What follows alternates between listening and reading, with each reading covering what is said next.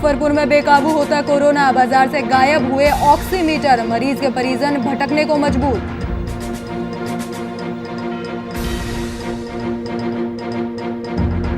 फिरोजाबाद में महिला की संदिग्ध हालातों में मौत, परिजनों ने महिला के पति पर करंट देकर मारने का लगाया आरोप, पुलिस ने दिया मामले में कार्रवाई का आश्वासन।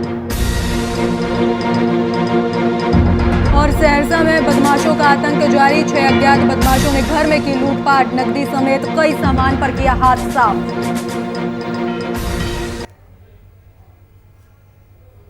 नमस्कार, आप देख रहे हैं वीआईपी न्यूज और मैं हूं आपके साथ राखी लांबा। झारखंड सरकार के आपदा प्रबंधन विभाग ने 22 अप्रैल से 29 अप्रैल तक स्वास्थ्य सुरक्षा सप्ताह मनाने की घोषणा की है। सरकार ने इसके तहत कई फैसले लिए हैं, जहां कोविड नियंत्रण के लिए जिलों के उपायुक्त जिन दुकानों और प्रतिष्ठानों को आवश्यक समझेंगे उन्हें खोलने की अनुमति दे सकते हैं। इसके तहत कुछ सेवाओं को भी छूट दी गई है, जिससे इन सेवाओं में कामकाज जारी रहेगा।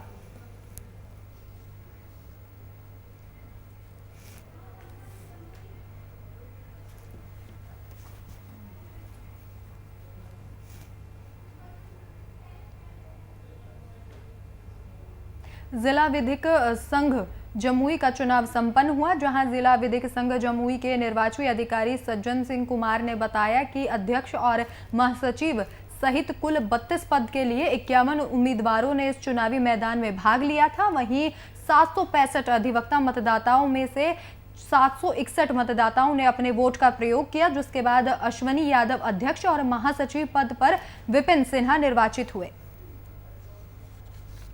क्या जो नहीं दिया, सारे हमारे घर के सदस्य हैं जो हमसे पराजित हुए, किसी भी पद पर जो हार गए, सबको हम लेके सबको जोड़ के चलेंगे, किसी को कोई शिकायत नहीं होने देंगे। वैसे भी मेरी आदत रही है कि मैं हर सदस्य के सुख दुख में हम हमेशा हाजिर रहने का प्रयास। अधिवक्ताओं के लिए विशेष रूप से क्या सुविधा या क्या? अधिवक्ताओं के लिए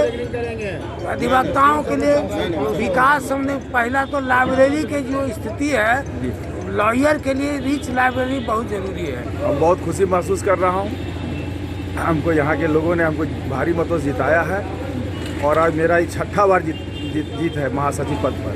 इसके पहले भी मैं 5 बार महासचिव रह चुका हूँ, इस बार 6ठा बार मैं बना हूँ और अधिवक्ताओं के लिए जो भी कल्याण कार्य होगा उसको मैं करूँगा। उन्हें किसी भी प्रकार का किसी भी तरह कठिनाई नहीं होगी। कुल 32 पदों के लिए ये चुनाव हो रहा है जी और कुल 51 प्रत्याशी हैं जी और टोटल वोटर 765 टोटल वोटर 765 है, जिसमें 661 पोल हुआ है, 701 पोल हुआ है, 701 पोल हो गया है 765 में।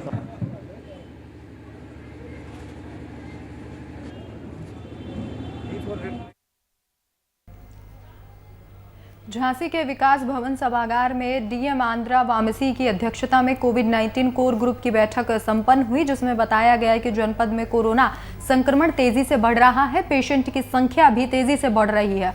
सभी L1 हॉस्पिटल का पूरी क्षमता से संचालन शुरू हो जाएगा और बैठक में डीएम ने पैरामेडिकल स्टाफ की उपस्थिति रोजाना दर्ज किए जाने के निर्देश दिए। उन्होंने बताया कि ऑक्सीजन की कमी ना हो, इसके लिए जल्द ही झांसी में भी ऑक्सीजन प्लांट लगाया जाएगा। कोविड से संबंधित और कोविड की जागरूकता से संबंधित एक मीटिंग आयोजित करके इस मीटिंग के माध्यम से कुछ चीज़ें हैं अवगत कराया गया था। मुख्य रूप से बहुत सारे कम्युनिकेशंस है, जैसे हमारे कंट्रोल रूम की कम्युनिकेशंस है, हमारे कंट्रोल रूम पे मैन पावर की संख्या बढ़ोतरी के संबंध में, और यहाँ पे पेशेंट की रेफरल सिस्टम प्राइवेट हॉस्पिटल हो या गवर्नमेंट हॉस्पिटल हो उसके सिस्टम को स्ट्रीमलाइन करने के संबंध में, और मौखिक रूप से जब आदमी इमरजेंसी में जाते हैं उसकी वेंटिलेटर की व्यवस्था और उसकी जो भी है ऑक्सीजन बेड की व्यवस्था उसको स्ट्रीमलाइन करने में, उसकी प्रचार प्रसार करने में और कंट्रोल रूम की सम नंबर्स हर आदमी को प्रचार प्रसार करने में। एक तरफ जहां कोरोना महामारी विकराल रूप ले रही है, तो वहीं दूसरी ओर इस महामारी में इस्तेमाल होने वाले अति आवश्यक दवा रेमडेसिविर की आपूर्ति बाजारों में नहीं हो रही है। बाजारों में ऑक्सीमीटर भी गायब हो गया है, जिससे मरीज के परिजन भटकने के लिए मजबूर हो गए हैं। वहीं इसको लेकर जिला सूचना संपर्क पद अधिकारी कमल सिंह ने बताया कि पूरे बिहार में रेमडेसिविर की आपूर्ति नहीं हो रही है, लेकिन जिले में ऑक्सीजन की कमी नहीं है। मरीजों का इलाज उच्च स्तर पर किया जा रहा है। से संबंधित है वो जो दुकानदारों के पास पर्याप्त मात्रा में उपलब्ध है। सिर्फ रेमडेसिविर जो कि सरकार ने आम दुकानदारों से हटा करके और अपने हाथ में ले लिया है, वो रेमडेसिविर किसी भी दुकानदार के पास सप्लाई नहीं है। मुजफ्फरपुर में तो खासकर बिल्कुल ही नहीं। जो भी रेमडेसिविर आ रहा है वो पटना में ही ड्रग कंट्रोलर अपने कंट्रोल में पटना में ही डिस्ट्रीब्यूट कर रहे हैं। कल एक सर्कुलर जारी हुआ था जिसमें यह कहा गया था कि जो हॉस्पिटल पूरे बिहार में कोविड का इलाज कर रहे हैं वो अपने आईडी पर गवर्नमेंट के द्वारा जारी आईडी जो कि ड्रग कंट्रोलर का आईडी है उस पर अगर आप डाउनलोड करता है तो उसको सप्लाई होगी। करने के लिए हमारे संवाददाता शिव शंकर झा फोन लाइन पर मौजूद हैं। शिव, जहां एक तरफ कोरोना इतना विकराल रूप ले रहा है, वहीं ऐसे में ऑक्सीमीटर भी बाजार से गायब है और बाजार में कोरोना की दवाइयों की भी अब कमी दिखाई दे रही है। जी राखी, मैं बता दूं तो वहीं एक तरफ जहाँ इस महामारी से इस्तेमाल होने वाले अति आवश्यक दवा रेमडेसिविर की आपूर्ति बाजारों में नहीं हो रही है, ठीक जिसके उसी तरह ऑक्सीमीटर भी गायब होने लगी है। और तो वहीं बिहार के ड्रग एसोसिएशन के ने एक पत्र जारी करते हुए रेमडेसिविर की अवलंब जिले में आपूर्ति कराने की बात कही है। नहीं होने पर पूरे मुजफ्फरपुर के ड्रगिस्ट केमिस्ट एंड ड्रगिस्ट वाले भू हड़ताल करेंगे अगर इस पर। और दूसरी तरफ जहां सरकार कहती है, राज्य सरकार की कहती है और जिला प्रशासन ने भी एक तरफ दावा करती है कि हमारी ऑक्सीजन की कमी नहीं है, रेमडेसिविर की कोई कमी नहीं है, लेकिन और ये जो मामला सामने आई है कि जो रजिस्टर्ड कराएंगे उनको अब विलंब दवा दी जाएगी। आज 8 दिनों से एक पेशेंट करा रहा है जिनको 8 दिन पहले भी वो रजिस्टर करा चुके हैं, अब तक उनकी एक इंजेक्शन भी उपलब्ध नहीं हो पाई है। तो आगे देखना यह है कि अब सरकार क्या करती है।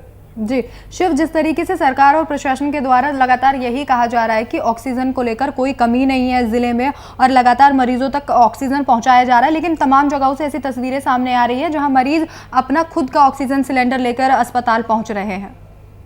राखी, मैं ये भी बताना चाहता हूँ कि उनका कहना भी सही है कि जिलाधिकारी और राज्य सरकार कहती है कि ऑक्सीजन की कमी नहीं। हाँ, कमी तो इस पर है कि जहां ब्लैक से जहां 3000 की जहां 1500 रुपए की कीमत है वो 12000 में खरीदे तो उनके लिए कोई कमी नहीं है। जिनके पास पैसा नहीं और जिनके पास ओरिजिनल पैसा नहीं हो उनके पास कमी है। यही तो हमारी राज्य सरकार की सिस्टम है। जी शिव, ये भी बताया जा रहा है कि दवाइयों की कालाबाजारी और ऑक्सीजन की कालाबाजारी होने के चलते भी ये कमी सामने आ रही है। जी राखी, मैं ये भी बताना चाह रहा हूँ कि ये जो एक रेमडेसिविर जो इंजेक्शन है उसका कीमत अभी 35,000 और 45,000 में मतलब बेचवाई जा रही है। पटना के द्वारा मंगवा करके यहाँ दिवाई जा रही है।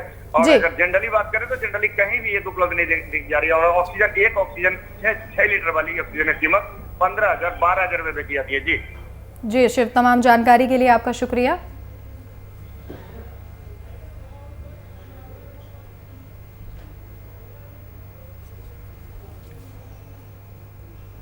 सहरसा जिले से एक बार फिर सरकार के दावों की सच्चाई की तस्वीर सामने आई है। मामला सहरसा जिले के नवहट्टा प्रखंड का है, जहां दरभंगा बॉर्डर से बकुनिया वार्ड नंबर 2 तक मनरेगा योजना के तहत रोड बननी थी, जो कागजों पर ही तो बन गई है लेकिन धरातल पर नहीं बनी है। जमीनी हकीकत कुछ और ही है। सड़क नहीं बनने से ग्रामीणों को कई प्रकार की दिक्कतों का सामना करना पड़ता है। वहीं ग्रामीणों की समस्याओं को लेकर उनसे हमारे संवाददाता इंद्रदेव ने खास बातचीत की।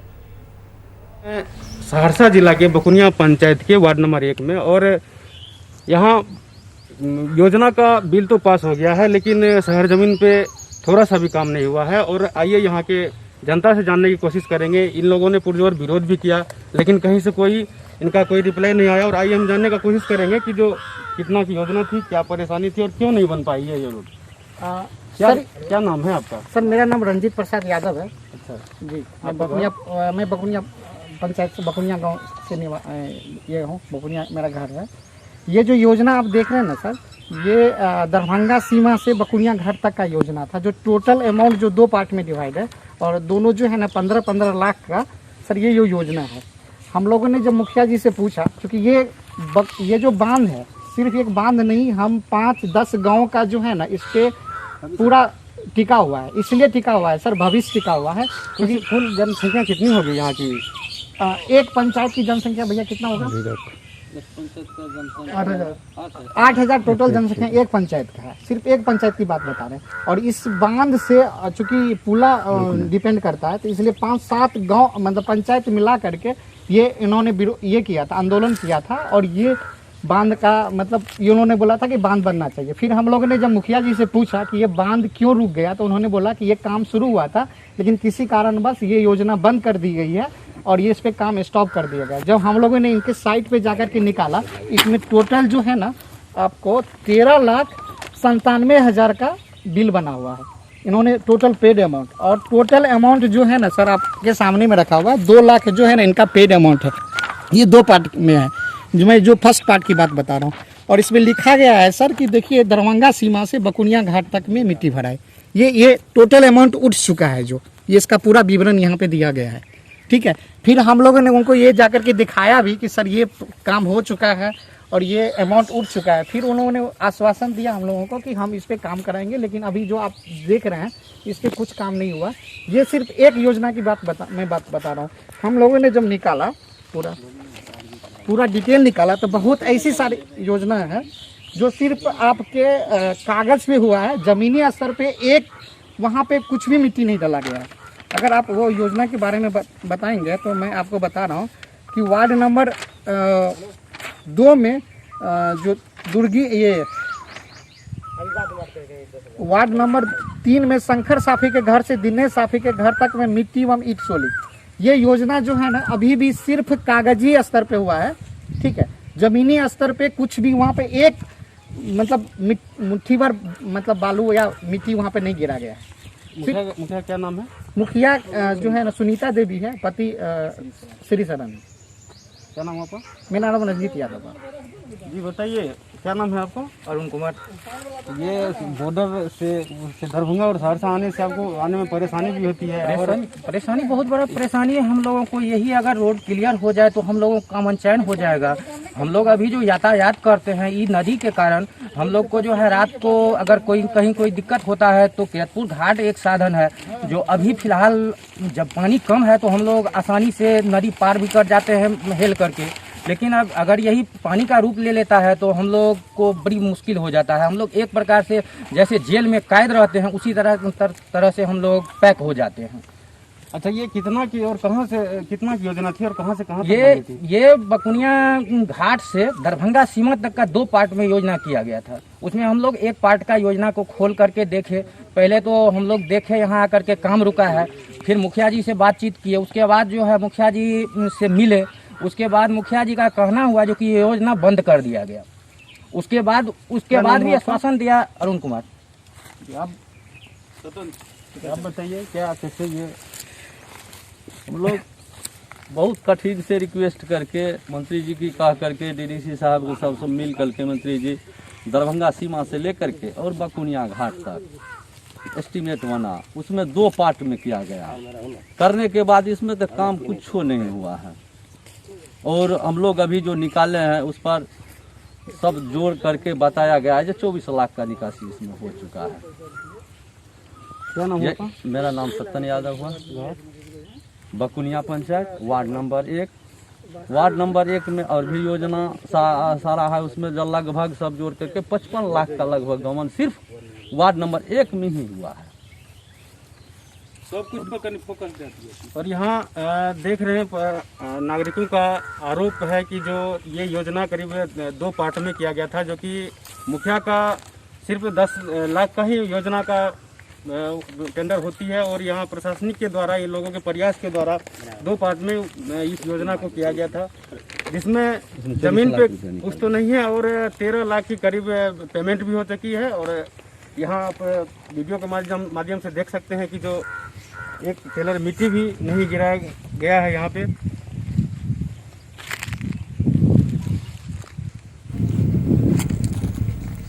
सहरसा से इंद्रदेव VIP न्यूज के लिए।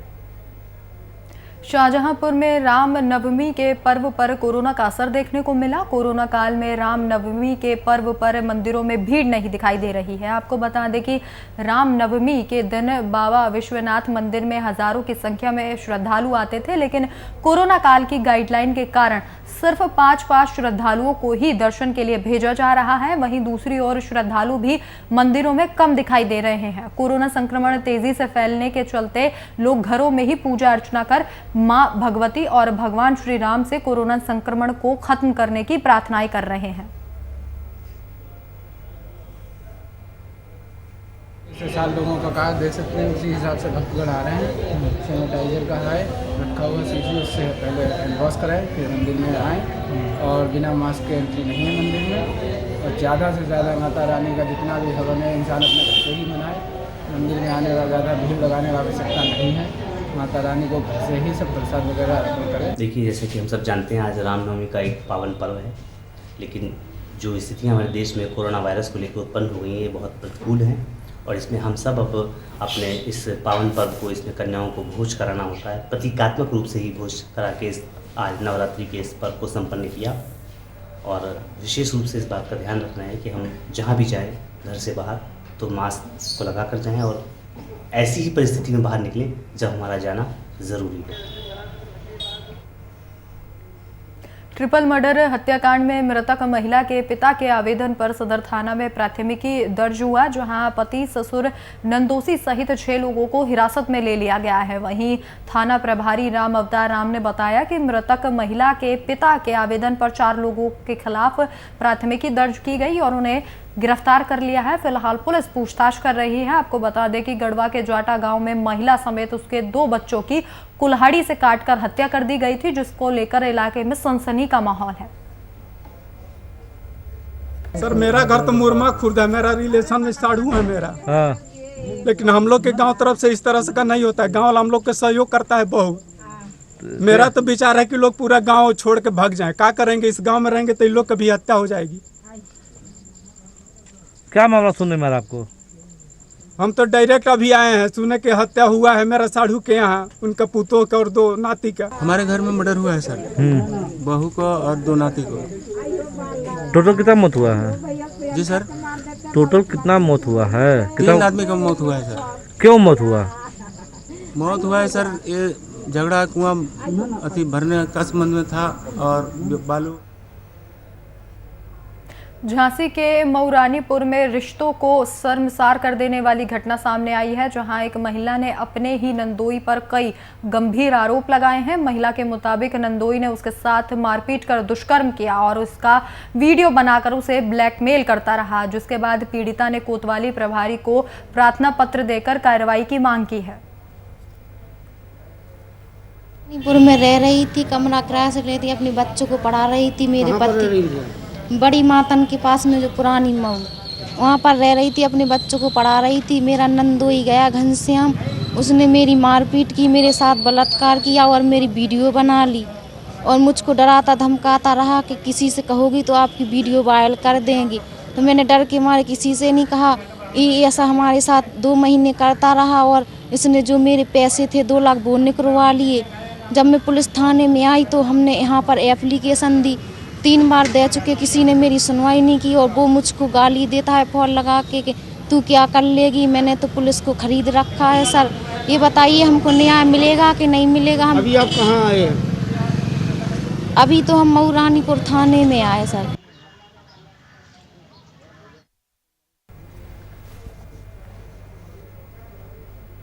फिरोजाबाद में एक महिला की संदिग्ध हालातों में मौत हो गई। मामला थाना रसूलपुर के आसफाबाद टूटी पुलिया का है, जहां महिला के परिजनों ने उसके पति को बिजली का करंट लगाकर हत्या करने का आरोप लगाया है। वहीं इसे लेकर परिजन समेत कई ग्रामीणों ने पुलिस थाने का घेराव किया और कार्रवाई को लेकर हंगामा करने लगे, जिसके बाद पुलिस अफसरों के आश्वासन के बाद उन्हें शांत कराया गया।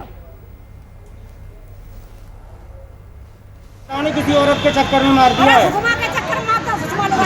अब क्या पूरा मामला है? मामला ये, सुबह से हमको कोई मिट्टी भी देखने को नहीं मिली है, पता नहीं कहाँ पहुँचा दिया मिट्टी। मिट्टी किसने पहुँचा दी है?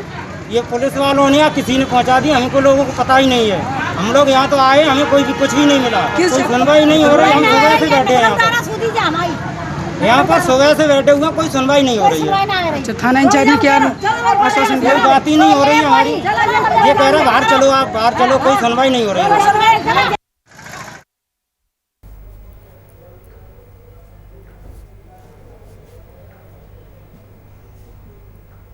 सहरसा जहां जिले के पस्तपार शिविर क्षेत्र में 6 अज्ञात बदमाशों ने एक व्यवसायी के घर में घुसकर लूटपाट की वारदात को अंजाम दिया। घटना पुलिस शिविर से महज 200 गज की दूरी पर स्थित वार्ड नंबर 11 की हैवता की है। और आपको बता दें कि आरोपी व्यवसायी के घर में घुसे और घर के सभी लोगों को बंधक बनाकर वारदात को अंजाम दिया।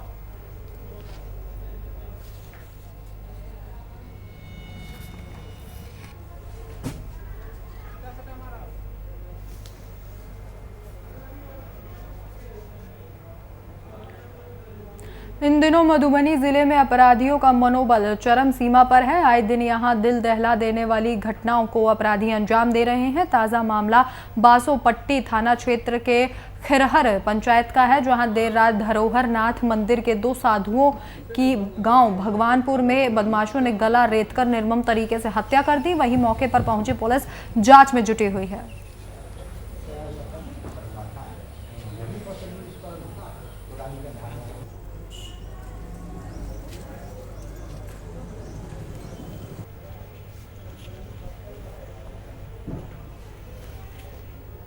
औरंगाबाद पुलिस को एक बड़ी सफलता हाथ लगी है। थाना अध्यक्ष आनंद कुमार गुप्ता और एसआई नरेंद्र प्रसाद के नेतृत्व में पुलिस ने छापेमारी कर 2 लोगों को गिरफ्तार किया है। गिरफ्तार अपराधियों के पास से एक देसी कट्टा, 2 गोली और 20 लीटर महुआ शराब भी जब्त किया गया है। फिलहाल आगे की कार्रवाई लगातार जारी है।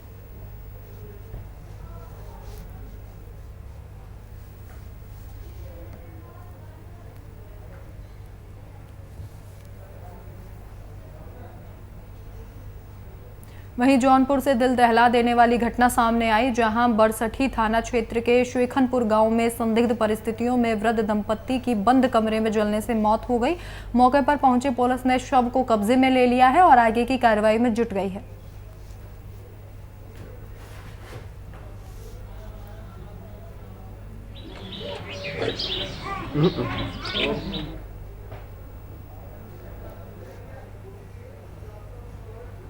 वहीं बेगूसराय में बेखौफ अपराधियों का तांडव लगातार जारी है। बेगूसराय में अपराधियों ने घर के बाहर सो रहे एक बुजुर्ग की गला दबाकर हत्या कर दी।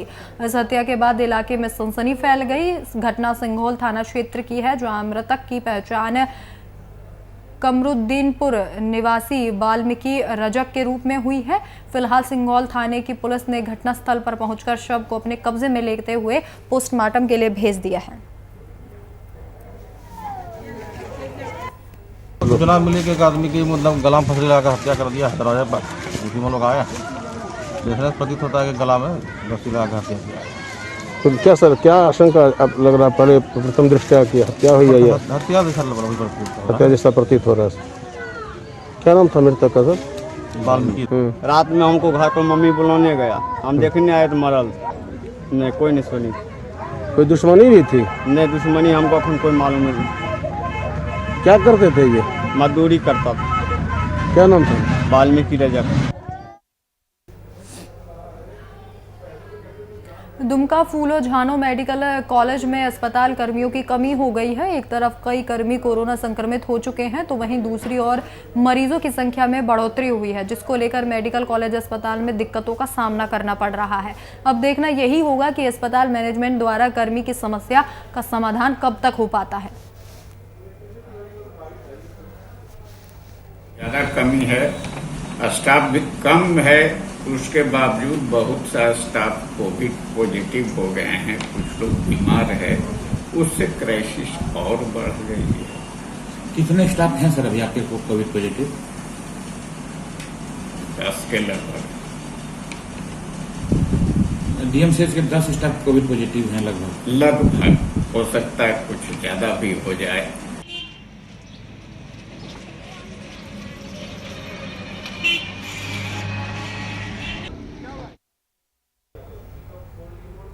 बेगूसराय में एक बार फिर से सामूहिक कुकर्म का मामला सामने आया है। बेसुध बच्चे को स्थानीय लोगों ने इलाज के लिए सदर अस्पताल में भर्ती कराया है, जहां उसकी स्थिति चिंताजनक बनी हुई है। घटना से आसपास के क्षेत्रों में आक्रोश का माहौल है। पूरा मामला बछवाड़ा थाना क्षेत्र का बताया जा रहा है। घर वालों ने आवेदन देकर पुलिस से मदद की गुहार लगाई है कि नामजद तीनों आरोपियों के खिलाफ सख्त कार्रवाई की जाए। बेगूसराय का ये पूरा मामला है, जहां एक बच्चे के साथ आरोपियों ने कुकर्म किया है। फिलहाल बच्चे को गंभीर हालत में अस्पताल में भर्ती कराया गया है। जी के साथ में सदर हॉस्पिटल गए थे देखने के लिए। बछवाड़ा का एक लड़का का रेप कर दिया, जो कि आज से 2 साल पहले छात्रावास में हुआ था। वही घटना 2 साल के बाद फिर बछवाड़ा थाने अंतर्गत हुआ। उसके बाद आज वो 5 रोज से लड़का भर्ती है, 10 रोज से। उसका अभी तक एसपी साहब और थाना प्रभारी साहब कुछ नहीं किए हैं। अपराधी घूम रहा है बजाते। हम भी सुनबे किए हैं और घटना के पुलिस अनुसंधान में जुटी हुई है। जो भी घटना घटी है अशोभनीय घटना है, निंदनीय घटना है। इस घटना को जितना हम निंदा करें वह कम ही है। और इस ढंग की घटना जो घटी है, पुलिस को सक्रियता से इस घटना को देखना चाहिए। अब तो एक बलात्कार की घटना होती थी जिला में, अब अप्राकृतिक यौनाचार की घटना घटी है। फिलहाल इस वक्त के बुलेटिन में मेरे साथ इतना ही। देश और दुनिया की तमाम बड़ी खबरों के लिए देखते रहिए VIP